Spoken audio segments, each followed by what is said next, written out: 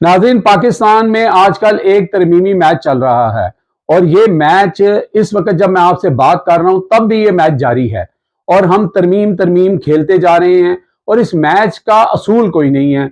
हम चाहें तो किसी की बहू उठा लें, बेटी उठा लें, बुजुर्गों को उठा के ले जाएं, बच्चों को उठा के ले जाएं, माजूर बच्चों को उठा के ले जाएं, बच्चों के सीने से प्लास के साथ जो है उनका मांस नोच लें। ये सब इस जो मैच है उसमें किया जा रहा है और उसमें कोई फाउल नहीं गिना जाता।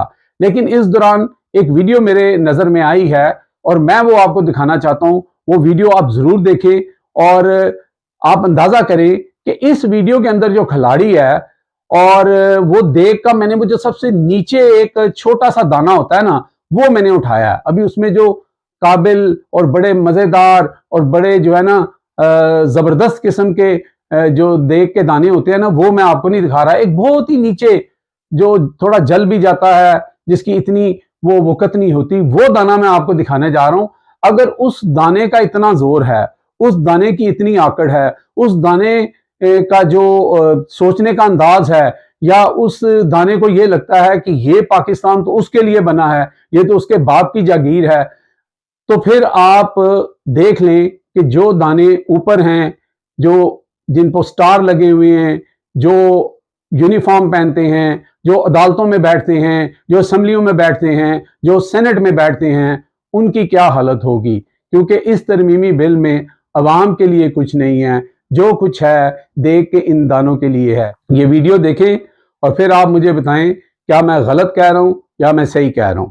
देखें। अस्सलाम वालेकुम भाई, बीड़े महकमे जो एक्साइज किराया क्यों नहीं दे रहे? हाँ जी, किराया क्यों नहीं दे रहे? ड्यूटी ते जा रहे हैं। ड्यूटी ते जाने वाला बंदा किराया नहीं देता? जनाब दी पहचान मेरी पहचान में एक आम नहीं मतलब आम आदमी।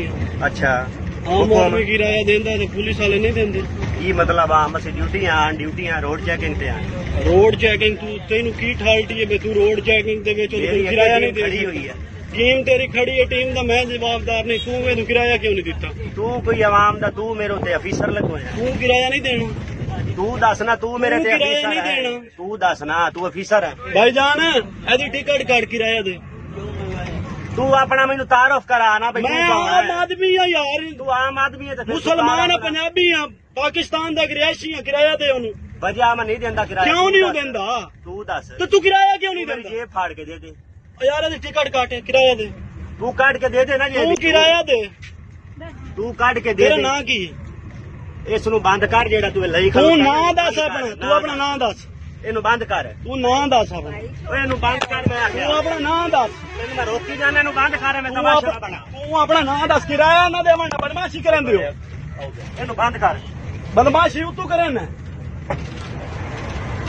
बदमाशी केड़ी गल दी, हथों पाई केड़ी गल दी कर रहे हैं? हथों पाई नहीं, बंद कर। नहीं किराया नहीं दिता, हथों पाई नाल कर रहे हैं। बंद करना मोर तैਨੂੰ तू मैं जानना है। उठ बैठ, बड़ा तू बुला के बिठा। उठ बैठ, चल उठ बैठ। मीडिया वाला ना बदमाशी करे ना। मीडिया हाथ चाहिए होता है, मुलाजिम हाथ चाहिए। तू मुलाजिम है, तू किराया दे ओनू। पता लग गया, प्यो नु किराया दे। तू प्यो नु किराया दे। आम आदमी किराया, पूरी गाड़ी किराया, औरतां किराया देता, तू बदमाश किराया नहीं दे। एक छोटे जे स्टाफ दे पीछे किराया मैं ड्यूटी ते खड़ा। तेरा स्टाफ छोटे जे अवाम मखदूम बनता हो जावे, किराया दे तू क्यों नहीं देना? पता चलेगा जे तू बदतमीजी कीती है ना। तू की देना बदमाशी? तेनू किराया दे, तेना होर बदमाशी किराया दे ओनू। तेनू पता चलेगा तू किराया दे से। तेरी वीडियो मैं बनाते कर तेरी तू किराया दे से ते तां तू इथों जासे किराया। भाईजान तेरी वीडियो बना के टिकट लो, मैं डीपीओ साहब नु भेजना। और डीपीओ साहब की आंदा तोनू? आम शहरी दी इज्जत ही नहीं। डीपीओ साहब तेन की आंदा? डीपीओ साहब किराया नहीं दे रहा, गड्डी बदमाशी कर रहा। की तेरी बदमाशी है?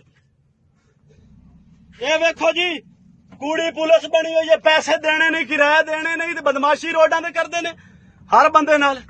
पूरी दुनिया वेख रही है तेनू। ठीक है तेनू पूरी दुनिया वेख रही है बदमाशी तेरी। तू धक्के देना है, किराया ना देवाने धक्के देना है। ਇਹ ਸਰ ਜੀ ਇਹ ਤੁਹਾਡੇ ਮੁਲਾਜ਼ਮ ਹਨ, ਡੀਪੀਓ ਸਾਹਿਬ ਇਹ ਤੁਹਾਡੇ ਮੁਲਾਜ਼ਮ ਹਨ, ਅਸੀਂ ਆਮ ਸ਼ਹਿਰੀ ਹਾਂ।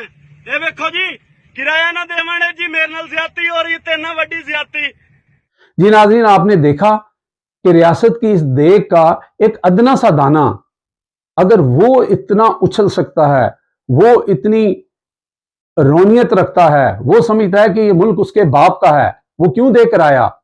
उससे किराया मांगने वाले होते कौन हैं? क्योंकि उसने वर्दी पहन रखी है। तो फिर आप खुद अंदाजा करें कि फिर ये तरमीमें हमें क्या देंगी, ये ऐवान हमें क्या देंगे, ये असम्बली हमें क्या देंगी, या इस मुल्क के अंदर जो कानून है वो हमें क्या दे सकता है? क्योंकि वो कानून सिर्फ आपको दबाने के लिए इस्तेमाल होता है, आपके हकूक सल्ब करने के लिए इस्तेमाल होता है, और आइन नाम की कोई चीज़ हमारे मुल्क में इस वक्त एग्जिस्ट नहीं करती है। तो फिर आप भी सोचें, मैं भी सोचता हूँ, हमेशा कहता हूँ कि ये तब बदलेगा जब हम बदलेंगे। अब तक के लिए इतने ही। देखते रहे मेरा channel hit list by Amjad Chaudhary.